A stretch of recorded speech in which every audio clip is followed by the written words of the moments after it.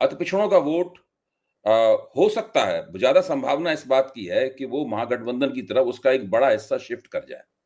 जी। अच्छा, अगर बड़ा हिस्सा ऐसा शिफ्ट होता है, तो जैसा कि अभी पिछली जो जाति का सर्वेक्षण कराया था नीतीश और तेजस्वी ने मिलकर, उसमें निकल कर आया था कि करीब सवा 14% तो यादव हैं जी। और करीब साढ़े 17% मुसलमान हैं। तो 31-32% ये ठोस निष्ठावान वोट महागठबंधन के पास है।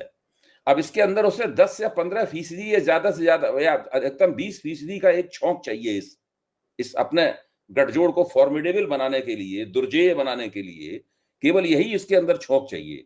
और इसी के लिए राहुल गांधी, तेजस्वी मिलके लंबे अरसे से अति पिछड़े के ऊपर फोकस दे रहे थे। क्योंकि ये वोट अगर इधर आ गया 20%, उसके बाद तो फिर कोई मुकाबला ही नहीं रहेगा इन लोगों के बीच में। देखिए, जो महागठबंधन ने देरी की, उसका उनको नुकसान उठाना पड़ा। नहीं तो मेरे ख्याल से मेरा ऐसा मानना था कि ये फिर जो चुनाव है एक तरफा जाना था महागठबंधन के पक्ष में। ये जो तमाम चीजें हुई, एसआईआर हुआ, तरह-तरह के उस पर विवाद हुए, वोट चोरी यात्रा निकली, 20 साल से एंटी इनकम्बेंसी कुछ तो होता ही है, ऐसा तो नहीं है। तो अगर ये थोड़ा जल्दी करते तो हमको लगता है कि एकदम एक तरफा चुनाव होता। ये बात एकदम बिल्कुल सही है। ये तो आज इनको एक ज्यादा फायदा इस चीज को लेकर हो रहा है कि एनडीए में जो कन्फ्यूजन है या उसमें जो एनडीए के पार्टियों का अपना-अपना इंटरेस्ट है, वो सर चढ़ के बोल रहा है। इसका इनको फायदा मिल रहा और अंततः इन लोगों ने बहुत उसमें थोड़ा तत्परता दिखाई और लेके आए अपना नाम घोषणा पत्र भी लेके आए।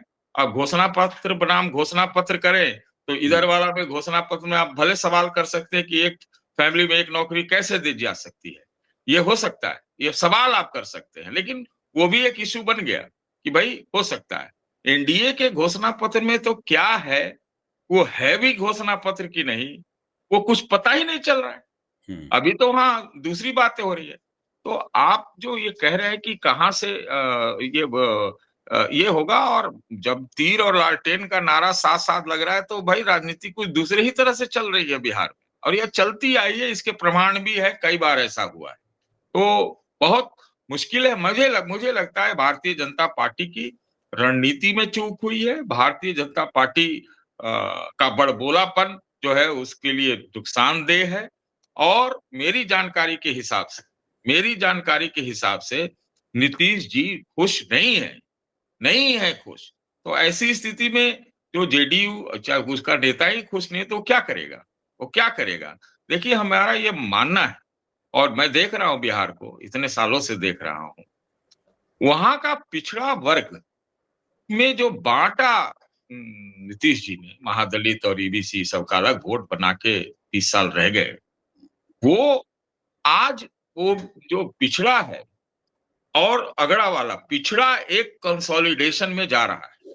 नीतीश जी के और का चेहरा और आगे आने से नहीं जो लाया गया, उससे हमको लगता है कि एक जो आप बोल भी रहे कि फॉर्मेशन में जो है ना, वो पिछड़ों का कॉन्शसनेस, कंसोलिडेशन ये हो सकता है, इससे इनकार नहीं किया जा सकता है। भारतीय जनता पार्टी के लिए भी बहुत देर हो चुकी है कि इसको पूरा एक मुश्त कंसोलिडेट करे। देखिए मैं कहता हूँ कि बिहार उत्तर प्रदेश नहीं है। बिहार उत्तर प्रदेश नहीं है। बिहार अभी भी जो मंडल का प्रभाव है उससे निकल नहीं पाया और वो जाति गणना आदि से और वो बढ़ गया। जी। जी, आप बिल्कुल ठीक कह रहे हैं। मैं एक हम दोनों बस बात को समझ रहे हैं, मैं समझता हूँ कि जो नई परख के योग्य दर्शक हैं, बुद्धिमान दर्शक हैं, वो भी इस बात को समझ रहे होंगे, लेकिन अभी इस बात को और भी स्पष्ट करने की ज़रूरत है। आखिरकार वो कौन से आग्रह हैं जिनके कारण भारतीय जनता पार्टी ने ये रवैया अपनाया जिससे उसी के मोर्चे में फूट पड़ गई?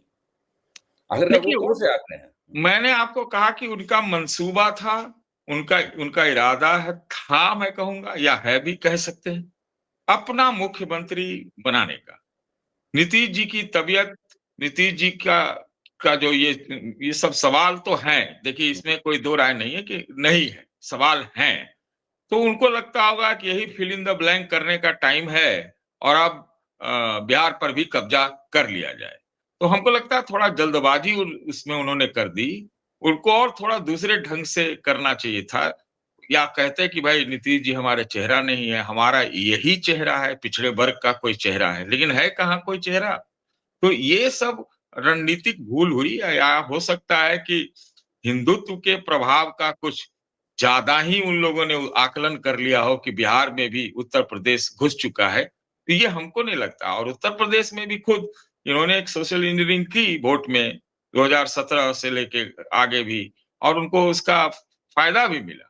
लेकिन लेकिन आपको 2024 के चुनाव में दिख गया कि ये जो पिछड़ा वर्ग जो है, वो एक समय ऐसा होता है कि जो आर्थिक कारणों से, सामाजिक कारणों से फिर तुरंत एक होने में उसको समय नहीं लगता।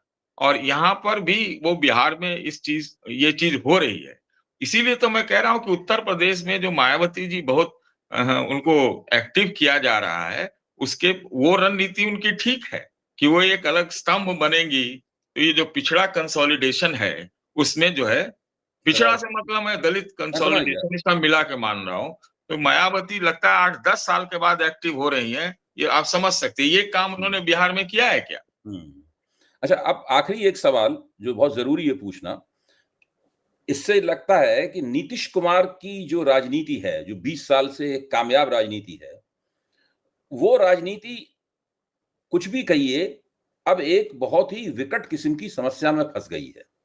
ना भाजपा उन्हें मुख्यमंत्री बनाना चाहती है, और अगर वो पलटी मार के उधर जाएंगे तो वहां भी मुख्यमंत्री की कुर्सी उनके लिए खाली नहीं है। 2 बार राष्ट्रीय जनता दल उनको मुख्यमंत्री बना चुका है, और भाजपा कई बार उन्हें मुख्यमंत्री बना चुकी है। तो ऐसी स्थिति में अब नीतीश कुमार क्या मझधार में फंसे हुए नहीं है? देखिए, नीतीश कुमार की पार्टी पर ही संकट है। पहली तो बात मैं ये कह दूं, कुछ इधर चले जाए, कुछ उधर चले जाएं, इसकी संभावना है, इससे इनकार नहीं किया जा सकता। मैं आपको थोड़ा विस्तार से बताना चाहता हूं। आज ही मैं सुबह जो जो नीतीश जी का गृह जिला है और उसके आसपास का इलाका है, वहां के एक प्रबुद्ध व्यक्ति ने मुझे बताया कि वहां 4-5 सीटें नीतीश जी की फंस गई। वो हालत है। तो अपने गृह जिले में आप उनकी, दर्शकों की लाभ के लिए बता दीजिए उनका गृह जिला वगैरह, ताकि जो बिहार के दर्शक नहीं है उनको भी पता लग जाए।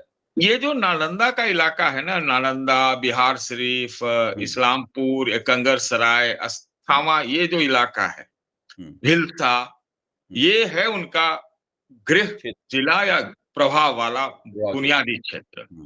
तो वहां के एक व्यक्ति ने मुझे बताया कि वहां 4-5 सीटें फंसती हुई नजर आ रही है। तो ये तो अंदरूनी स्थिति है, एक बात। दूसरी बात, जो ये घटना घट गई, क्या नाम है, ये मोकामा में, जो एक दुलारचंद यादव की हत्या। दुलारचंद यादव को गोली मार दी गई। हाँ, हाँ। तो वो जेडीयू के कैंडिडेट जो हैं, बाहुबली अनंत सिंह, उनके ऊपर आरोप है। इससे भी उनके ऊपर असर पड़ रहा है, नीतीश जी के ऊपर, कि भाई आप सुशासन वाले थे, आप एंटी क्रिमिनल थे, आपने काम भी बहुत अच्छा कई समय में किया, और ये आपका व्यक्ति के ऊपर लग रहा है गोली मारने का आरोप। ठीक है। तो जो नीतीश जी की राजनीति का आपने सवाल पूछा, ये तो मैंने पासिंग रेफरेंस दिया, लेकिन नीतीश जी की राजनीति का एक दो पक्ष है अभय जी। जब भी इन लोगों को संकट लगता है, लालू और नीतीश को, अगर होशो हवास में है, तो पिछड़ी शक्तियां एक हो जाती। आपने कहा कि कोई मुख्यमंत्री उनको बनाने के लिए तैयार नहीं है। मेरा ऐसा मानना है, कहता हूं, ठीक है, बीजेपी तो नहीं है तैयार, ये तो ऑलमोस्ट क्लियर है। हो सकता है जिस प्रकार से महागठबंधन ने, आप भी मानेंगे कि महागठबंधन ने कभी नीतीश के ऊपर जो एक हमला होना चाहिए नहीं राजनीतिक, किया। उन्होंने नहीं किया है। नहीं किया है। नहीं तो एक अस्थिर मुख्यमंत्री के ऊपर या एंटी इनकम्बेंसी के लिए यही पॉइंट हो सकता है चुनाव का, कि भाई ये मुख्यमंत्री लायक नहीं है, वहां तो कोई अस्थिर आदमी बैठा हुआ है जिसको कुछ होशो-हवास नहीं, पता नहीं, लेकिन उससे पूरी तरह से महागठबंधन बचता आया है। तो ये हमारे दिमाग में ये बात आ सकती है कि लालू और नीतीश के बीच में क्या कुछ न कुछ बातचीत हुई होगी, इससे हम इनकार नहीं करते, क्योंकि मैं थोड़ा इनसाइड इंफॉर्मेशन भी रहता है मेरे पास। जी, तो इसमें हम तो यहाँ तक कहने के लिए तैयार हैं कि नीतीश जी एक अच्छा नंबर ऑफ सीट ले आए उनकी पार्टी, हुँ, तो वो अभी भी उनको 1 आध 2 महीना 3 महीना के लिए मुख्यमंत्री महागठबंधन तो मान सकते, मैं आपको बोल रहा हूँ, और सीधे उत्तराधिकारी जो है फिर वो तेजस्वी को हो सकता है। तो सारी संभावनाएं खुली हुई हैं। नीतीश जी ने जिस तरह से अपना दम दिखाया, आपको ये बताऊं, उनके ऊपर ये था कि ये कहीं माला पहना देते हैं, कभी कुछ बोल देते हैं, कभी कुछ कर देते हैं, लेकिन मैं उनके सारे भाषणों को देख रहा हूं, वो बिना चश्मा के मंच से लिखा हुआ, उसमें कोई गलती नहीं कर रहे हैं हुँ, पढ़ने में, हुँ, है ना? और भाजपा वाले तो 80-20, ओसामा आदि-आदि हुँ, का मुद्दा भी उठा देते हैं। नीतीश जी हिंदू मुस्लिम यूनिटी की बात कर रहे हैं हुँ, चुनाव प्रचार में।